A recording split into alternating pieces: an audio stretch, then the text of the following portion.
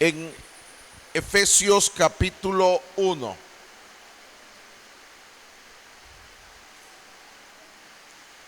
Quiero en esta noche abordar un tema desde luego muy importante, y es algo más como para tomar algunas notas. Está muy agudo aquí arriba. Para tomar algunas notas que servirán para fortalecer nuestra fe. Aquí arriba estamos. Esta noche quiero hablar acerca de un genuino conocimiento de Dios. Que podamos tener un genuino conocimiento de Dios. Efesios capítulo 1, versículo 15 al 17. ¿Lo tenemos? La palabra del Señor dice: por esta causa también yo, habiendo oído de vuestra fe en el Señor Jesús y de vuestro amor para con todos los santos, no ceso de dar gracias por vosotros, haciendo memoria de vosotros en mis oraciones, para que el Dios de nuestro Señor Jesucristo, el Padre de gloria, os dé espíritu de sabiduría y de revelación en cuanto al conocimiento de Él. Quiero tomar las últimas expresiones. Dice: para que el Padre de gloria os dé espíritu de sabiduría y de revelación en cuanto al conocimiento de Él, el conocimiento de Dios el Padre. Señor nuestro, en esta noche alabamos y bendecimos tu glorioso nombre. Venimos delante de ti, Señor. Pedimos que nos ilumine. Abra los ojos de nuestro entendimiento y podamos comprender las escrituras y el mensaje de esta noche, en el nombre de Jesús. Amén, amén. Pueden tomar sus asientos.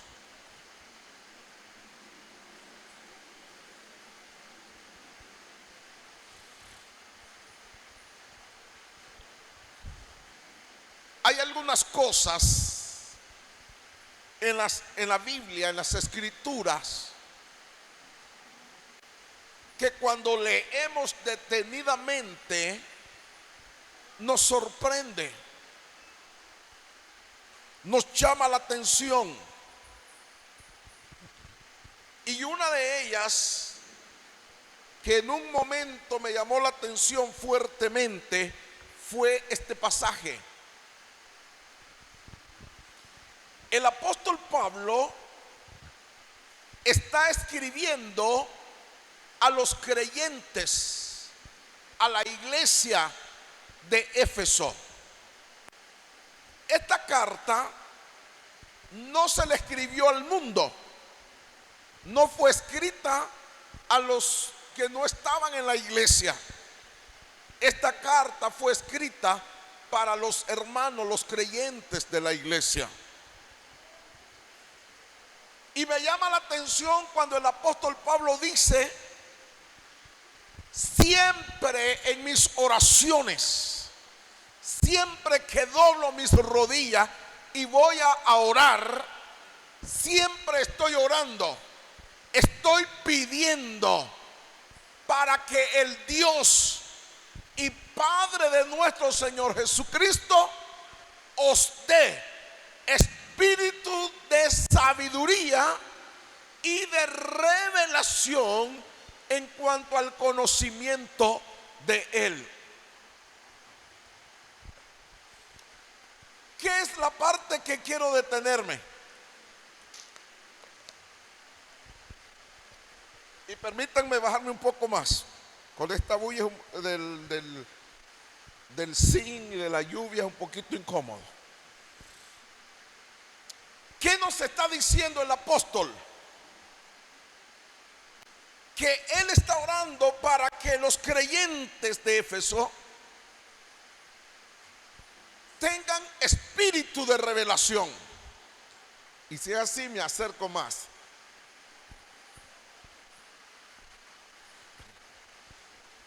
Gracias. ¿Revelación de qué? Revelación en cuanto al conocimiento de Dios.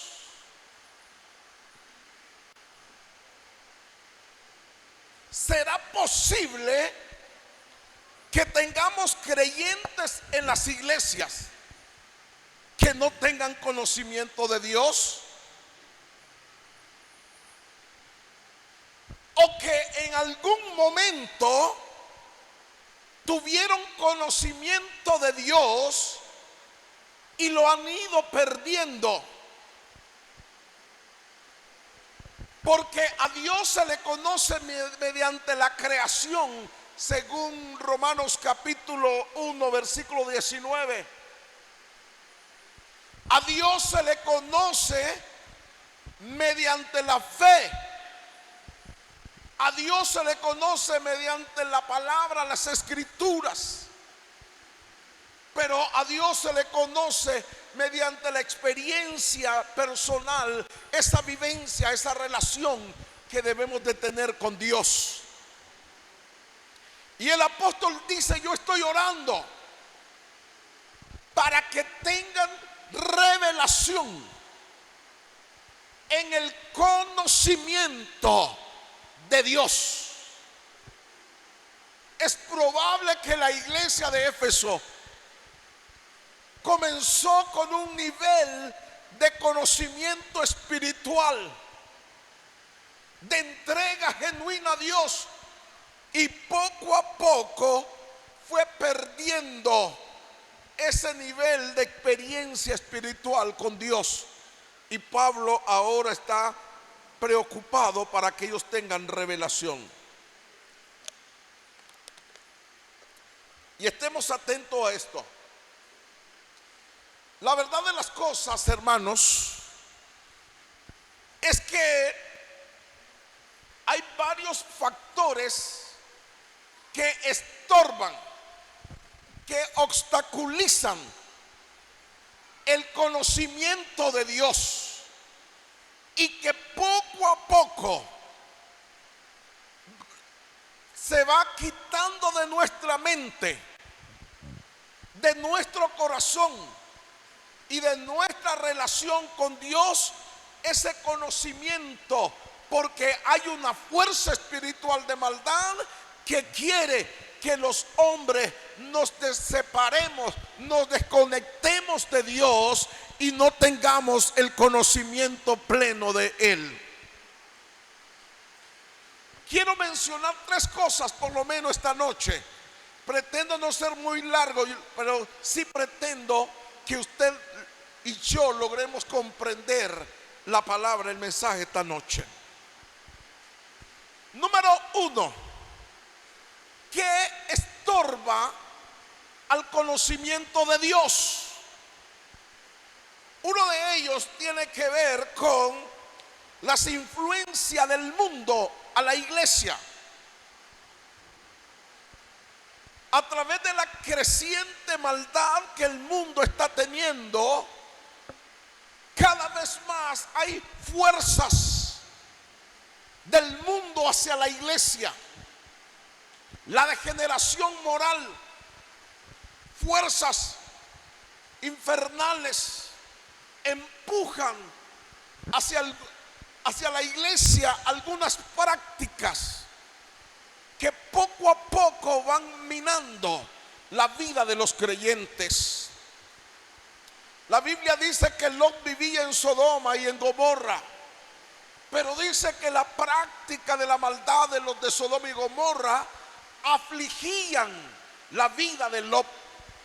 Afligían la vida de Lot. Hermanos, cuando la iglesia se descuida, los creyentes se descuidan, el mundo comienza a impactar con prácticas que se vuelven muy normales dentro de la iglesia, como un lenguaje desordenado, obsceno, como ir aceptando algunas inmoralidades como tales. No estoy diciendo que los seres humanos, los creyentes de la iglesia no fallan, no pecan. Sí, puede haber errores, podemos fallar, pero a través del arrepentimiento venimos al Señor. Pero el problema mayor es cuando el pecado se vuelve tan común y perdemos la conciencia de estar bien o estar mal. No está lo mismo. Perdemos la noción del temor, de la santidad y de la conexión con Dios, y convivimos con el pecado como algo normal que ya no nos molesta, que ya no nos causa conciencia culpable. El mundo hoy en día, o la gente hoy en día, ha convertido el pecado en problema. A ver si me explico. Hemos amortiguado tanto la práctica del pecado que ya no se le ve como pecado, sino que se le ve como un problema.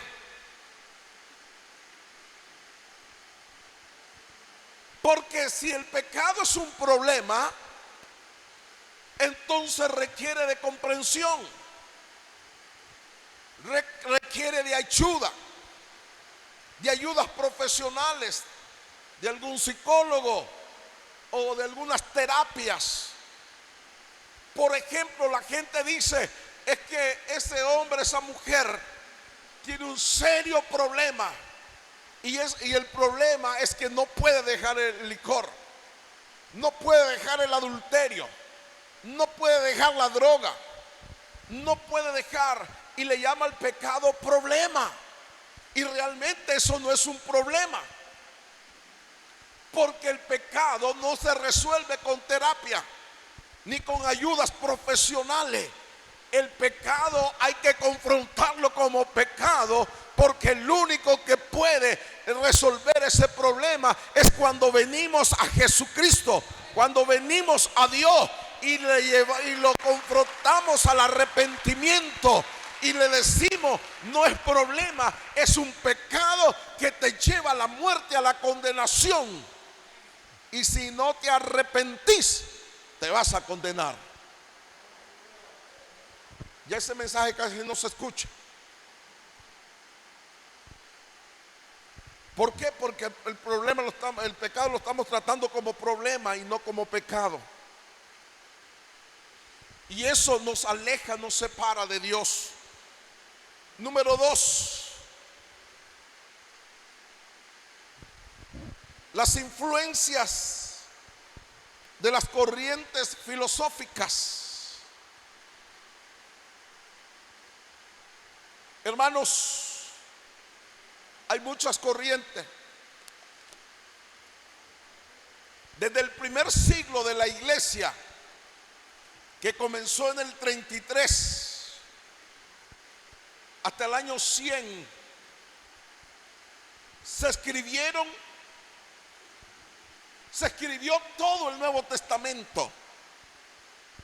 Y cuando nosotros leemos el Nuevo Testamento, las cartas de los apóstoles y toda esa sección de las Escrituras, nos damos cuenta que la iglesia naciente del primer siglo está enfrentando estos mismos problemas de inmoralidad. está enfrentando estos mismos problemas de pecados.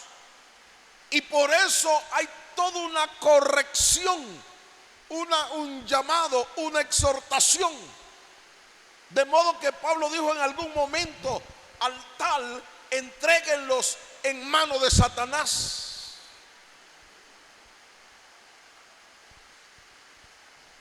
Pero también en este tiempo, la iglesia enfrentó un problema de las distintas corrientes y de la influencia de pensamientos y filosofías de aquel momento.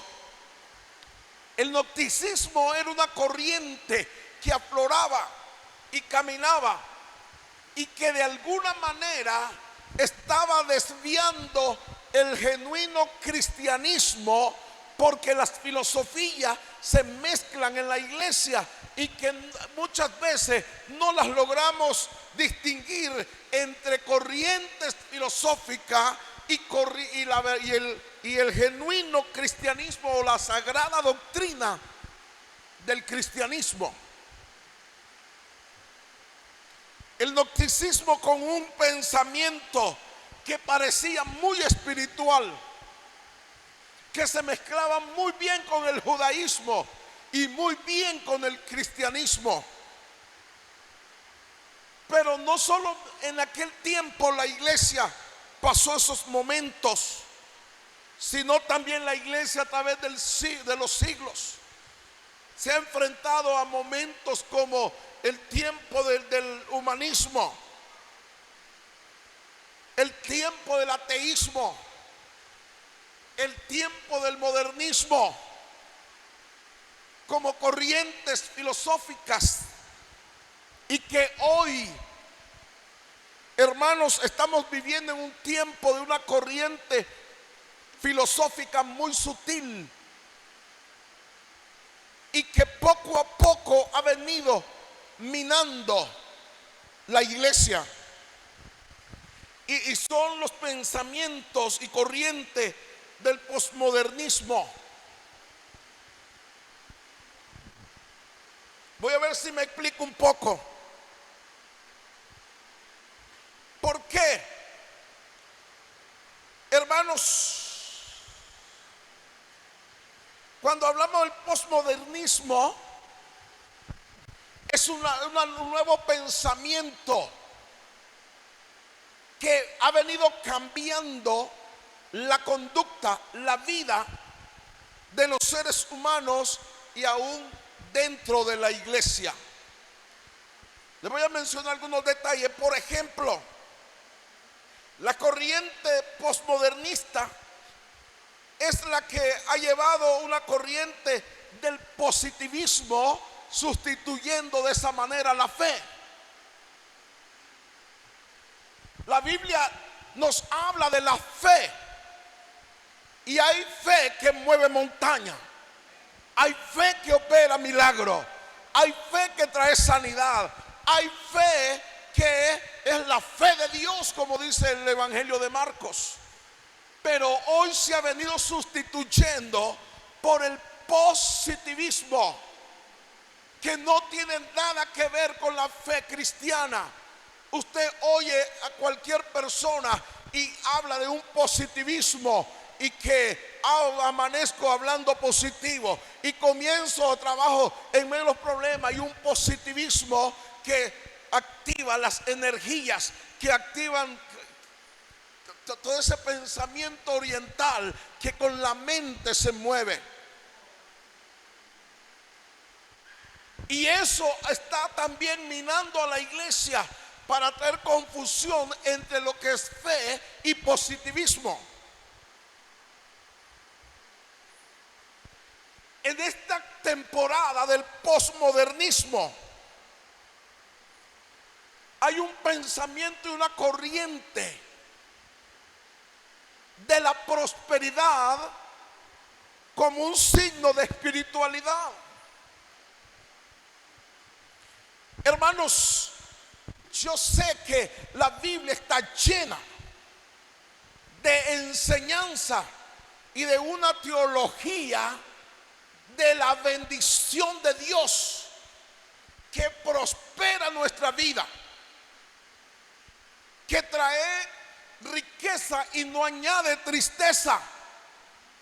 Pero otra cosa es la teología de la prosperidad como algo del mismo positivismo y como que el centro de todo, que si tú no prosperas es porque vives mal con Dios, porque estás negando la fe, y comienza a llevarlo a otro pensamiento.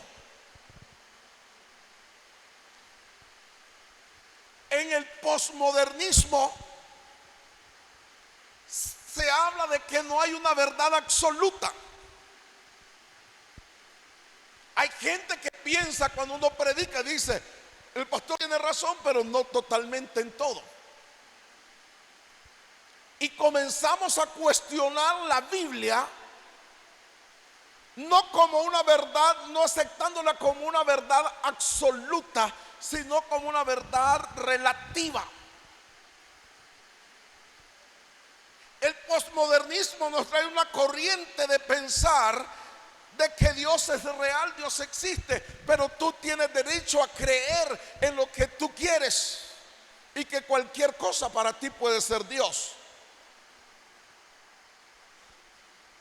El ateísmo trató de erradicar de la mente de las personas la existencia de Dios, pero el posmodernismo no choca, no contradice, pero te da libertad de creer en lo que tú quieres. Si eso para ti es Dios, está bien, tú tienes la razón.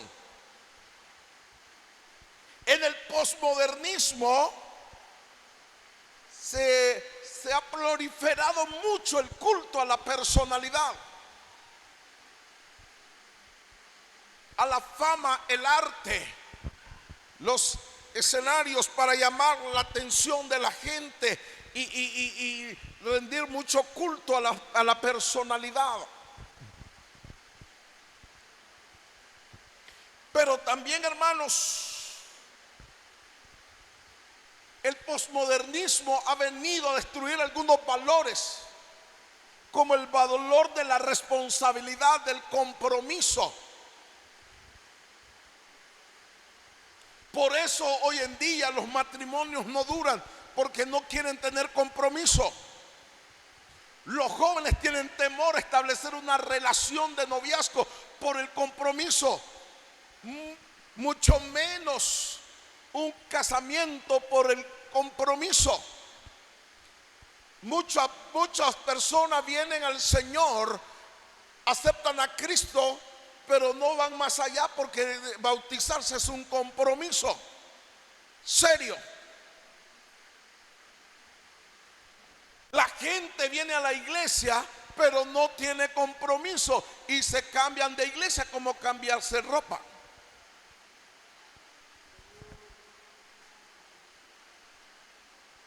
No quieren, no hay compromiso con Dios, no hay compromiso en el servicio de la obra de Dios, y todo eso es un mover. Pero hay algo más. El posmodernismo también tiene que ver con el autoplacer. Sentirte bien, sentir placer por lo que dice, lo que hace, es tu derecho. Y la gente busca placer en sí mismo.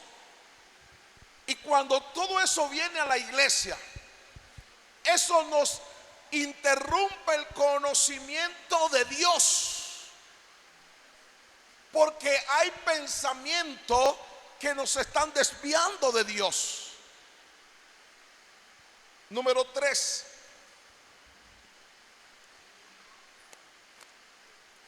El número 3 tiene que ver con diversas corrientes religiosas.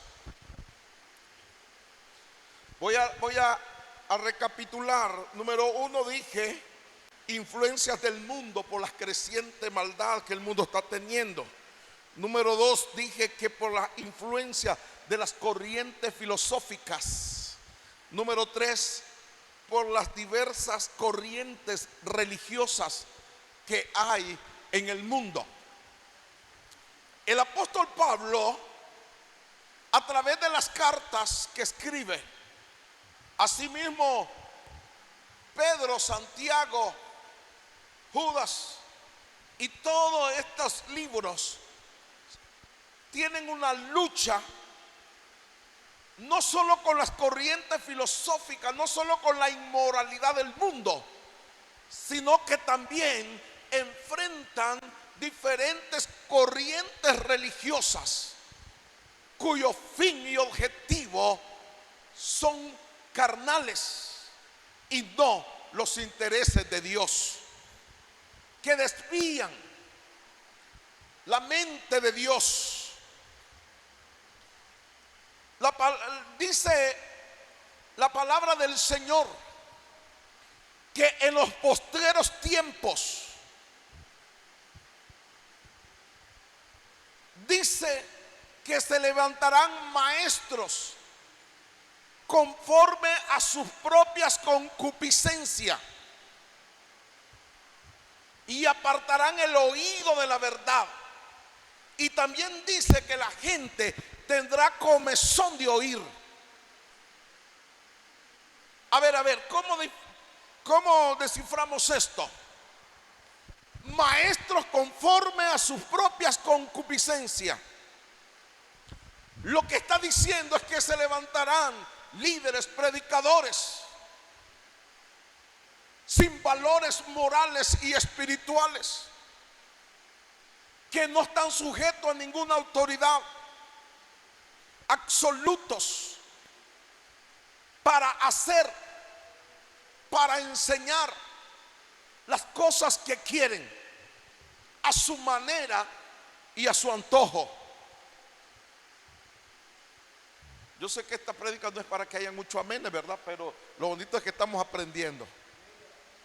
Y la Biblia dice que habrá comezón de oír. Y la palabra comezón de oír significa que la gente quiere oír no la sagrada doctrina, no las correcciones, no la palabra dura, no la formación correcta del evangelio, sino que quieren oír lo que les gusta oír. A ver si me explico. Hay gente que quiere oír lo que le gusta y no lo que necesita.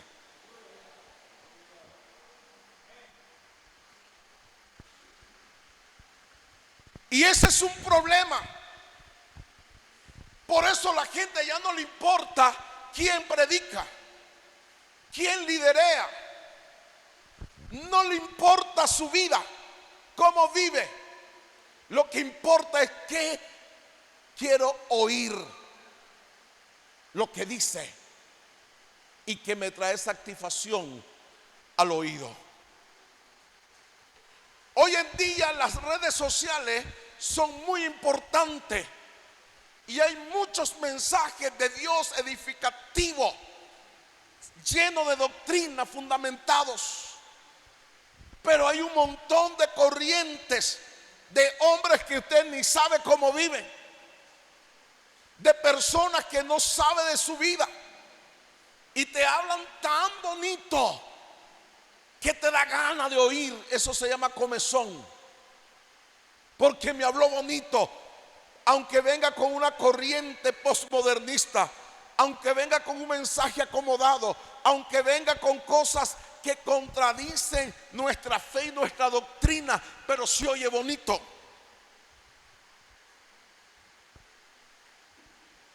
Hermanos, también el Señor dijo que en los últimos días se iba a manifestar lo que es un falso espiritualismo religioso. Siempre ha existido un falso espiritualismo. Cuando el apóstol Pablo escribe a la iglesia de Corintios, Los corintios se conocen en la Biblia como la iglesia que tenía mayor manifestaciones. Hablaban en lengua, tenían dones, eran súper espirituales según ellos. Y cuando Pablo se da cuenta, no es que Pablo no era pentecostal, no es que Pablo, y algunas veces nos critican, algunos dicen, pastor, es que usted ya está hablando mal, usted no es espiritual. Y Pablo les dice, oye, ¿qué está pasando? Yo hablo más lengua que ustedes. Yo no es que sea incrédulo, sino que yo hago las cosas conforme a la sagrada doctrina, conforme a la verdad. Pero ustedes están desviados en esto. Porque oigo que entre ustedes hay divisiones, hay disensiones. No los puedo tratar como espirituales, sino como carnales. Y oigo entre vosotros. ¿Se imagina? Y lo voy a decir porque está en la Biblia. Y eso es lo bonito de la Biblia, que no solo nos presenta las cosas, también la Biblia revela los grandes errores y los pecados, porque Dios no oculta nada y Él trae corrección. Imagínese que había un hermano en la iglesia de Corinto que vivía con la mujer de su padre, pero hablaba en lengua y era espiritual y estaba viviendo, y el apóstol Pablo dice, no, a ese hombre entréguenlo en las manos de Satanás para que se arrepienta. Ese no puede estar así pecando, porque de repente hay un falso espiritualismo que invade a la iglesia y la gente anda mucho buscando palabra.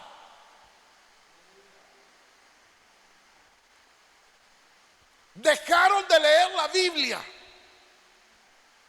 Hay gente que deja de leer la Biblia, creyentes que dejan de orar, gente que deja de buscar esa comunión con Dios, pero andan buscando que Dios les hable a través de alguien. Y no es que estoy en contra, Dios habla. Dios ha hablado a través de mí, a través de ustedes, en un don que te permite traer una revelación para producir arrepentimiento, edificación, exhortación. Pero hay gente que manipula, predicadores que manipulan todo y dicen Dios dice cuando Dios no ha dicho. Pero eso quiere oír la gente. Tiene comezón de oír. Y dejaron de oír a Dios para oír lo que dice alguien que Dios dijo.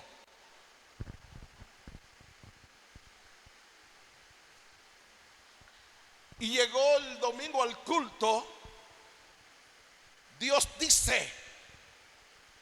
Y la hermana, aleluya, gloria a Dios, me habló y me dijo. Pero vino el martes, Dios dice. Y vino el sábado al culto, Dios dice. Y en uno de tanto Dios dice, hay unas mentiras tan evidentes que salen a luz que Dios no ha dicho nada. Gracias porque usted ha venido esta noche y pertenece a esta iglesia, porque aquí tenemos cuidado de las cosas de Dios, de la doctrina, y cuidamos su vida espiritual. Hermanos, también la Biblia dice que en los postreros días vendrían espíritus engañadores y doctrinas de demonios.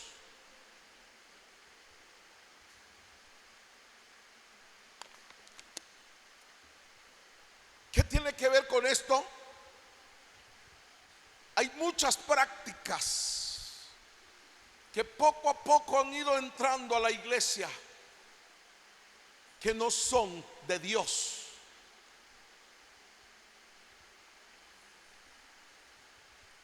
Y que hay unas prácticas a las que debemos de tener cuidado. Hoy es muy común de que la gente anda buscando unción. Te venden el pañuelo ungido, te venden el poquito de aceite, te venden trigos. A ver, ayúdenme, ustedes lo saben mejor que yo. ¿Ah? Pan ungido, arenita traída de tierra de Israel, una rosa, el manto de Jesús. Y comienzan a traer un montón de prácticas con corriente de ocultismo.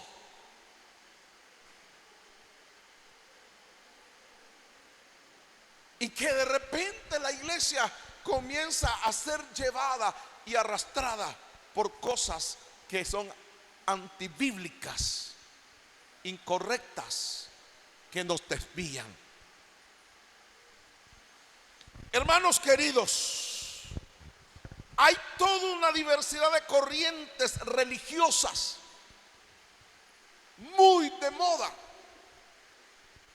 muy, cuando uno oye de predicadores que solo usan un texto de pretexto para decir lo que ellos quieren decir, no un texto para discernirlo, para profundizarse, para hacer un exégesis, y respetan todos los principios de interpretación, de exégesis, de hermenéutica y de cualquier correcta interpretación de las escrituras, y solo toman un texto para usarlo como pretexto para decir lo que ellos quieren decir. Ahora los enredé más, ¿verdad? Mucho cuidado. Mucho cuidado. Y luego las personas terminan frías, terminan descarriadas, terminan confundidas, no saben qué hacer, porque andan con comezón de oír. Pero la Biblia nos dice que debemos de conservar la doctrina de Cristo, la verdad. Y el apóstol Pablo dice: yo estoy orando para que el Dios y Padre de nuestro Señor Jesucristo les dé espíritu de sabiduría y les dé revelación en cuanto al conocimiento de Él, porque una vida de comunión con Dios no nos va a desviar nada. Aleluya. El apóstol Juan dijo: hay mucho espíritu de anticristo.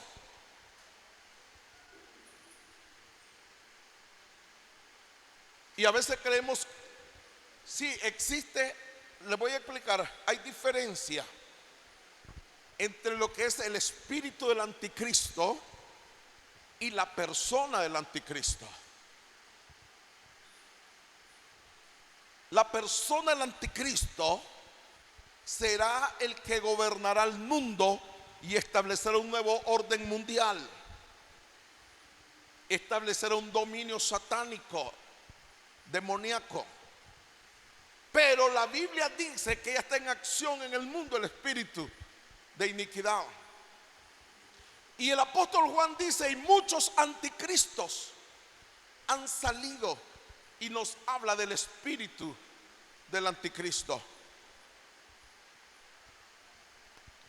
¿Y cuál es el espíritu del anticristo? Es aquel que desvía la doctrina de Cristo, que se posiciona en lugar de Cristo de alguna manera, que desenfoca la adoración, la fe y la conexión con Cristo, y se enfoca más en la persona. Pero el Señor dijo: mas vosotros tenéis la unción del Santo, y nadie los va a engañar, porque lo importante es cuando nosotros tenemos una vida de comunión con el Espíritu Santo, una vida de comunión con Dios. Entonces el Espíritu de verdad, el Espíritu de Dios está en nosotros, sobre nosotros, y Él, la unción, no nos dejará desviarnos, engañarnos, porque tú y yo estamos en la verdad, en la palabra de Dios. Quiero cerrar con este enfoque de esta noche. Y es, hermano, un llamado que estoy haciendo: volvámonos a Dios. No le abramos puerta al enemigo. Nuestro trabajo como apóstol, como profeta, como evangelista, pastores y maestros, es edificar a la iglesia. Y yo sé que hay muchos que se han autollamado apóstoles para hacer las cosas a su manera. No ignoro la existencia de apóstoles, pero no aquellos que se autollaman y que su vida moral dice otra cosa. Hermanos, volvámonos a Dios en una búsqueda, en una entrega, en una consagración sosegada a través de la palabra del Señor. Volvámonos a la Biblia. Ellas son las que dan testimonio de Dios. Hermanos, ¿quieres que Dios te hable? Vayas a la Escritura. Lea la Biblia, y después de leer la Biblia en un tiempo devocional diga: Dios me habló este día, Dios me ministró. Vamos a una vida devocional en la comunión con el Espíritu Santo.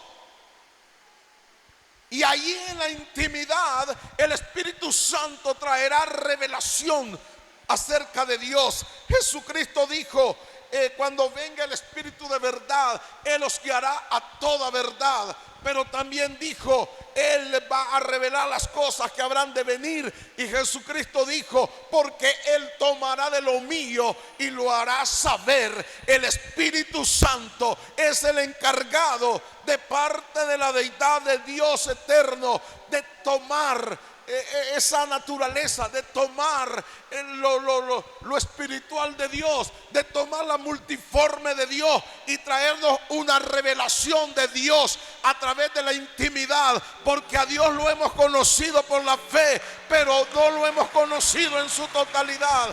Necesitamos conocer más a Dios por tu experiencia con Él. La iglesia tiene que despertar un hambre de su presencia, una pasión por su presencia. Como Moisés, que no se conformó de estar en una ocasión en el Sinaí bajo la nube, sino que dijo: muéstrame tu gloria. Hay gente que ha estado en el Sinaí un momento, que ha estado bajo la nube, bajo la gloria, bajo la bendición de Dios.